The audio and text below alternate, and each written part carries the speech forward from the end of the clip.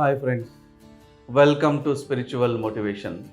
Today I brought you the life history of a great saint, a highly realized yogi who has lived for about 280 years in southern part of India. He born in the year 1607 AD during the Mughal period and he died in the year 1887 AD during the Britishers' rule. This yogi, born during Mughal period, died during British period.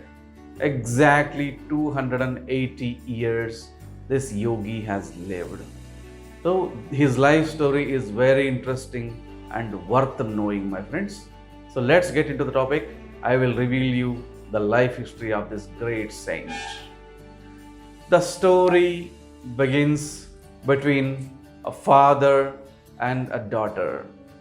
The father is aged, he is on the deathbed. He is communicating to his daughter like this: in this life, I wanted to do many yogic practices and Kali, mother goddess, upasana, penance. But because of the family feeding, I am unable to spend lot of time for yogic practices and my penance in this birth. Still, I have achieved certain powers in the path of spirituality, but this is not sufficient. Since my body has become old and I am in the process of dying now, I will die in this birth and I will take another birth in your womb as your son. In that particular birth, I will live long and I will do all the spiritual practices that are available and I will become the highest realized yogi. This is a promise that a father on the deathbed has given to his daughter. Later, father has passed away. After a few years, in the year 1607, the daughter has become mother. She delivered a baby in the year 1607. Right from the childhood, that boy started reading Vedas, started doing yogic practices, and Mother Kali Upasana he was doing. During this practice, he spent many years. He has come to the mid-age of his life, and his mother became old. She has passed away. His mother has been taken to the graveyard and her body has been burnt in the graveyard. From that day, this yogi by name Trailinga Swami, he born in Telugu states. So initially he was being called as Telugu Swami.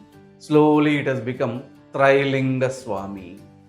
This yogi called Trailinga Swami after his mother's demise. He never moved out of the graveyard for 25 years. He made a small tent in the graveyard. He sat in the graveyard, started performing Kali goddess Upasana. 25 years he spent day and night in the graveyard, started doing penance of Kali Devi, and he got lot of supernatural powers.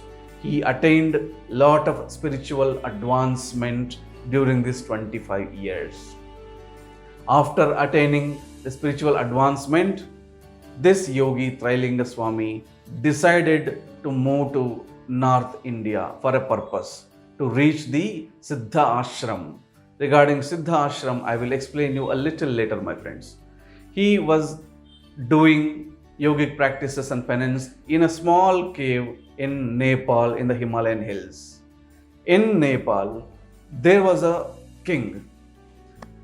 In his kingdom, there was a tiger which was hunting the human beings and it was killing the human beings in the kingdom.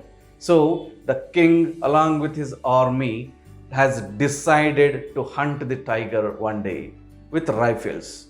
So the king came into the jungle and they found the tiger and they started shooting the tiger. The tiger was wounded with bullet.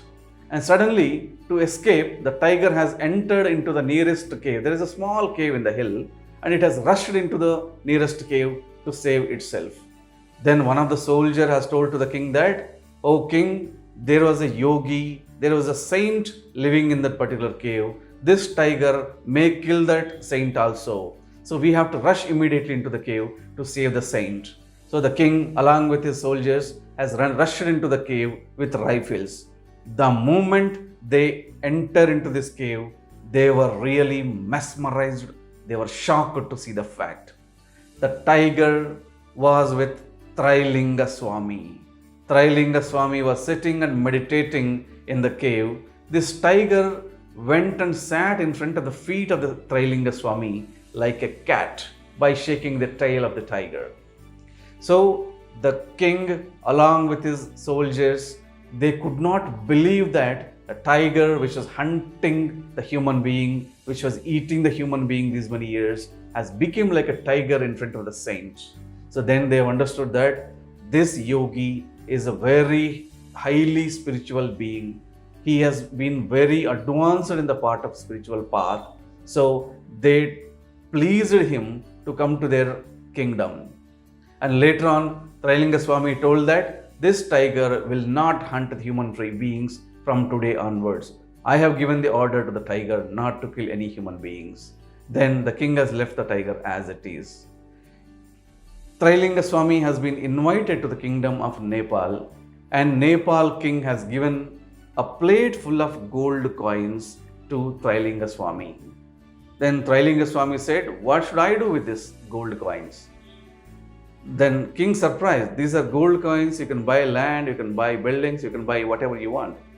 Then Trailinga Swami said, "What should I do with the lands? I am a yogi. I always sit in a cave. My intention is to meditate in a cave. So what should I do with the gold coins? What should I do with the lands?" So he don't want any material things.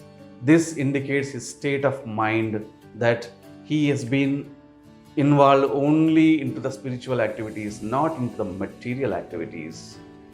So later on, Trailinga Swami has decided to go to Siddha Ashram. My friends, I will reveal you some information about this Siddha Ashram. In the foothills, in fact, even beneath the Himalayas, there is a secret village called Shangri-La. You could have heard the name many times, but I will tell you what is this village called Siddha Ashram, by name Shangri-La. Beneath the Himalayan mountains, there is an invisible village with all the invisible yogis, with highly realized, highly advanced spiritual yogis living in that particular village called Shangri-La. Technically, it is called Siddha Ashram, means all Siddha yogis will be living in an invisible form in this village, which is right beneath the Himalayan mountains. I will give you a little brief about this also, my friends. All the yogis, maybe after death or after leaving the body, certain yogis even before leaving the body, in an invisible form called Sukshma Shariram, with their astral body, they live in this Siddha Ashram called Shangri-La beneath the Himalayas. This is the final destination of every advanced yogi to reach Siddha Ashram. That is why even Trailinga Swami wanted to go to Siddha Ashram, and he wanted to join the highly realized Siddha yogis. But the question is, if you want, or probably if anybody want, they can't go and join there. If they get a call from the existing Siddha yogis and from Siddha Ashram, that is when they can go. Till then they can't go. Even Trailinga Swami was not aware about this. He started going to Himalayas to search for Siddha Ashram called Shangri-La. The moment he started wandering in the Himalayas mountains, there was a saint sitting on the rock. He saw Trailinga Swami and he called, "Oh Trailinga, please come here." This Trailinga Swami really surprised to listen his name. He didn't know the yogi, and even that other yogi didn't know him, then how does he know his name? He was really surprised. Trailinga Swami went to him and asked, Swami, who are you and how do you know my name? Then the yogi took him to the nearest cave along with him, and he said, I am a yogi who is serving the 4 yogis who are sitting inside. I am daily supplying food to him. Food means the nearest fruits. I am going out daily getting some fruits to them. I am getting some water to the yogis who are living in this cave from thousands of years. Then Trailinga Swami asked, from how long that you have been serving these yogis? He said, I have been serving these 4 yogis from 300 years. Trailinga Swami was really surprised to listen to that. He understood what is the spiritual advancement that these yogis were having. When they are doing the yogic practices from thousands of years, he understood these yogis are highly realized than me, highly advanced than me. Now the yogi told that, Oh Trailinga Swami, I got a call from Siddha Ashram through telepathy when I am meditating. The Siddha yogis living in Siddha Ashram, they called me to Siddha Ashram to join them for a particular cause. Now I have to go there. But when I go there, there is no one who serve the food and water to these 4 yogis who are doing meditative practices inside this cave. So I want to replace me with you till I come back from Siddha Ashram. Keep serving these 4 yogis till I come back. Trailinga Swami immediately asked, how long that you are going to take to come back? He said, I have no idea. Only going into Siddha Ashram is in my hand. Coming back is not in my hand. Whenever they say to go back, I have to go. So till then, till I come back, please serve these 4 yogis. He requested Trailinga Swami and he went away. Daily, Trailinga Swami, morning he goes out, he bring the fruits, he cut the fruits, he offer them in a leaf to the 4 yogis who are doing meditative practices in the cave. And daily he bring water in the leaf by a folding leaf to the yogis. He is spending life along with them. He was learning meditative practices from them. He was also doing along with the meditative practices. He continued like this for about 9 years. He was learning more advanced practices from these highly realized yogis. After 9 years, the yogi who went to Siddha Ashram, he came back and he said, Mr. Trailinga Swami, I am back here. Now there is a call from Siddha Ashram to you. Siddha yogis from Siddha Ashram are calling you. Please go and join in this particular route. Go there. There is a Siddha Ashram. Once you go there, you will get to know about the yogis there. And since you got a call from them, now you can see this Siddha Ashram. Please go. He has given a permission to go. What happened next, we will understand in the second episode. Keep watching my videos. Thank you. Namaste.